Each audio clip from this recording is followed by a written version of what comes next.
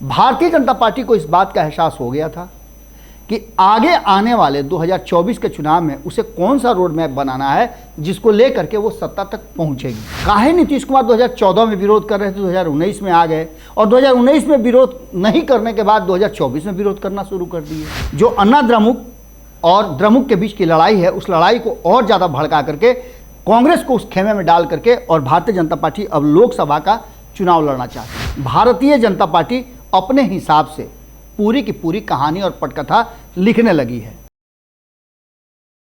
नमस्कार, बहुत बहुत स्वागत करते हैं आपका गेम समझिए का जो एपिसोड आपके सामने लेकर के आए हैं। इस विश्लेषण को दो भाग में डिवाइड किया गया है। इतनी बड़ी बात है और इसको एक भाग में किया भी नहीं जा सकता था क्योंकि बहुत लंबा हो जाता और चीज़ें तथ्यों को समेटना पड़ता है और ऐसा हो नहीं सकता है क्योंकि जब बातें बड़ी हो, मुद्दा बड़ा हो, तो आप उसको कितना भी रैप करें वो रैपर से बाहर निकल जाता है। बिल्कुल उसी अंदाज में आज जो हम खबर लेकर के आए हैं इसका पार्ट 1 आपके सामने हम लेकर के आएंगे और ये पार्ट 1 गेम समझिएगा आज और पार्ट 1 कल के डेट में हम आपको उसके आगे की कहानी बताएंगे।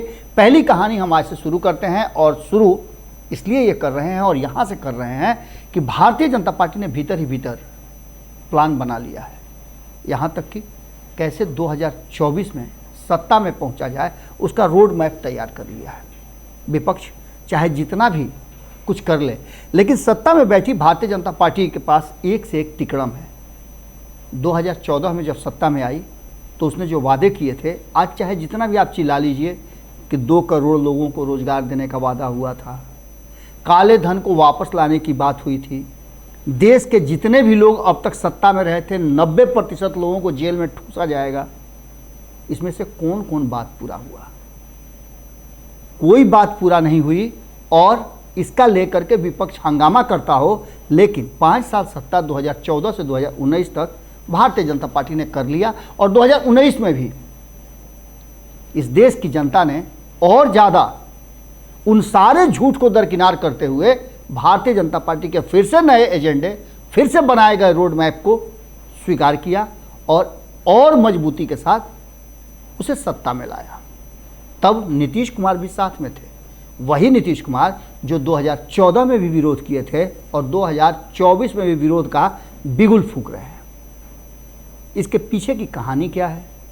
काहे नीतीश कुमार 2014 में विरोध कर रहे थे, 2019 में आ गए और 2019 में विरोध नहीं करने के बाद 2024 में विरोध करना शुरू कर दिए?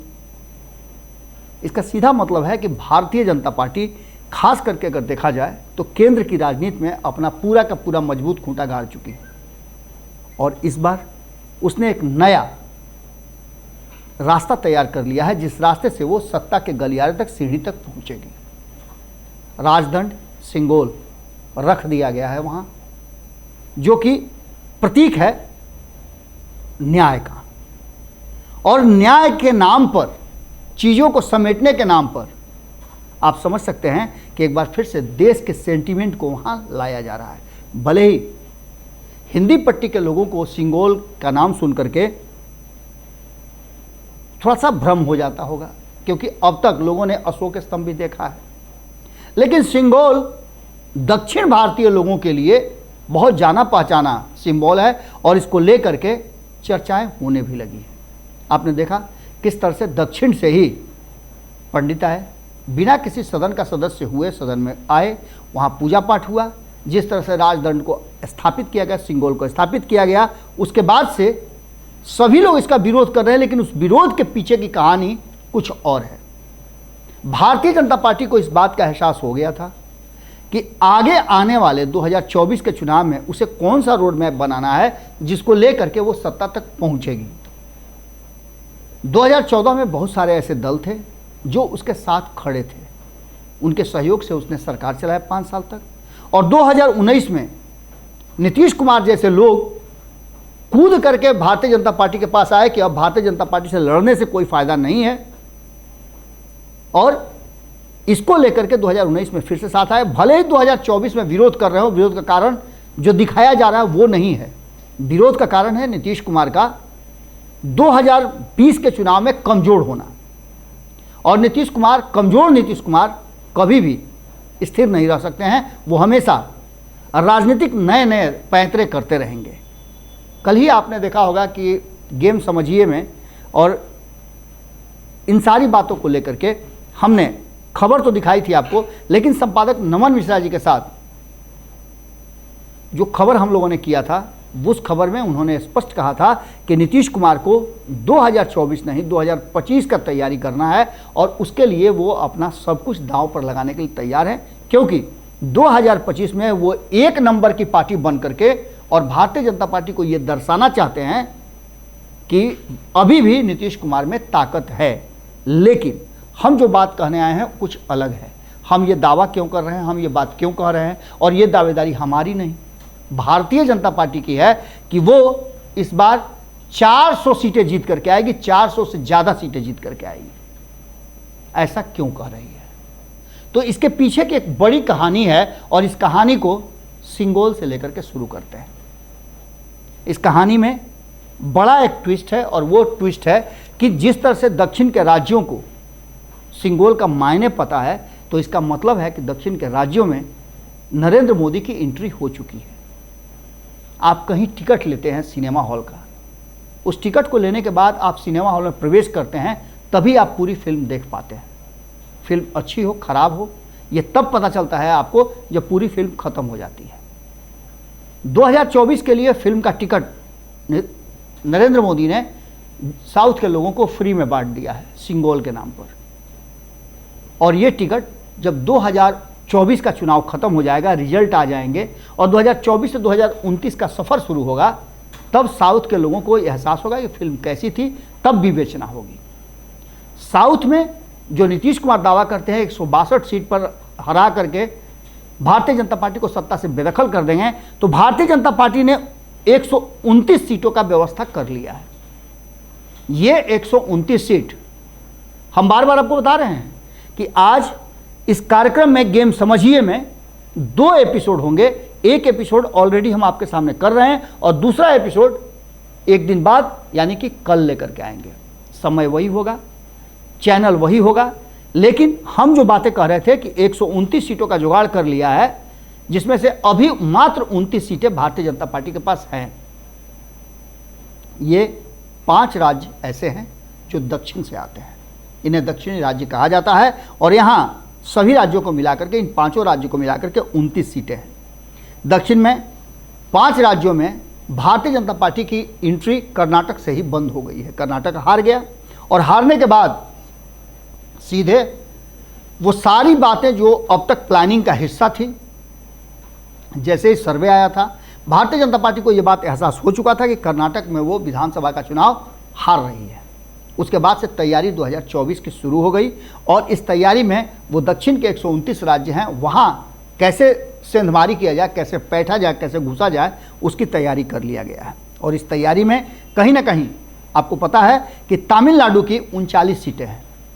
इन 39 सीटों में जो वर्तमान स्थिति है उसमें यहाँ पर पिछले 2 चुनाव में कांग्रेस कमज़ोर हुई है। चाहे 2014 की बात कर लें, 2019 की बात कर लें, तो निश्चित रूप से कांग्रेस कमज़ोर हुई है तो दूसरे लोग मजबूत हुए होंगे। हालांकि भारतीय जनता पार्टी वहाँ मजबूत नहीं हुई है और यहाँ भारतीय जनता पार्टी शून्य पर है, लेकिन उसके बावजूद भी भारतीय जनता पार्टी ने जिस तरह से 1 साल पहले से दक्षिण के राज्यों में अपनी पैठ जमा ली है, उसको लेकर के एक बात तो साफ नज़र आ रही है कि कहीं ना कहीं भारतीय जनता पार्टी अपने हिसाब से पूरी की पूरी कहानी और पटकथा लिखने लगी है। एक बात तो साफ नज़र आ रही है कि यहाँ करुणानिधि और जयललिता को पूरी तरह से समाप्ति समझिए। जहाँ एक तरफ कांग्रेस यहाँ से बाहर हो गई है, वहीं ये दोनों भी पूरी तरह से आउट हैं। तो ऐसी स्थिति में जो नई टीम बनी है इस तमिलनाडु के 39 सीटों पे, उसमें भारतीय जनता पार्टी अपनी एंट्री करना चाहती है। और ये एंट्री कैसे होगी आप समझ सकते हैं। यहाँ एम.के. स्टालिन अभी द्रमुक सरकार में कांग्रेस के सहयोगी हैं। भारतीय जनता पार्टी इसको कैसे ब्रेक किया जाए इस पर काम करना शुरू कर चुकी है। 2021 में द्रमुक ने अन्ना द्रमुक को हराया था जो बीजेपी के समर्थित थी, यानी कि बीजेपी ने अपनी एंट्री 2021 में ही कर ली थी, जिसका अब रिजल्ट 2024 में वो लेना चाहेगी। इसके अलावे जो अन्ना द्रमुक और द्रमुक के बीच की लड़ाई है, उस लड़ाई को और ज़्यादा भड़का करके कांग्रेस को उस खेमे में डाल करके और भारतीय जनता पार्टी अब लोकसभा का चुनाव लड़ना चाहती है। लेकिन कहानी का ये सिर्फ आपको इंट्रोडक्शन है, ये ट्रेलर है। असली कहानी हम कल आपको बताएंगे। असली कहानी में हम वो पाथ बताएंगे, रास्ता बताएंगे जिस रास्ते से हो करके मंजिल तक पहुंचना है और 2024 में अपनी सरकार बनाना है भारतीय जनता पार्टी को।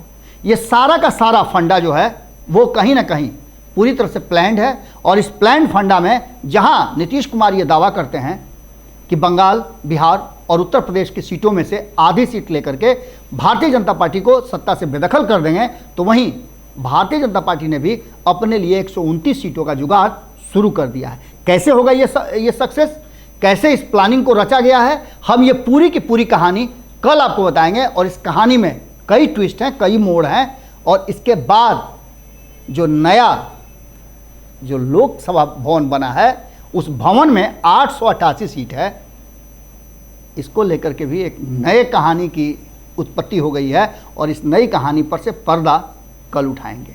आज इजाज़त यहीं दीजिए, कल के लिए इंतज़ार कीजिए। और कल जो कहानी हम आपके सामने लेकर के आएंगे वो बड़ा ही दिलचस्प और 2024 में कहा जाता है कि वो ब्रेन वॉश करने वाली कहानी होगी। बहुत बहुत धन्यवाद, नमस्कार। वीडियो पसंद आई और वह बिहार के राजनीति और बिहारियत से सरोकार रखेनी तो सब्सक्राइब बटन दबा के चैनल के सब्सक्राइब कर ली। ओजे एगो घंटी बा, ओकरा बटन दबा देला से कुल सटीक और मारक खबर रुआ मुफ्त में मिल जाई। अगर रुआ पत्रकारिता के हमनी के नया प्रयोग में सहयोग कर चाहतानी तो ज्वाइन बटन दबा दी। पेटीएम नंबर नोट कर ली 9386816700। धन्यवाद।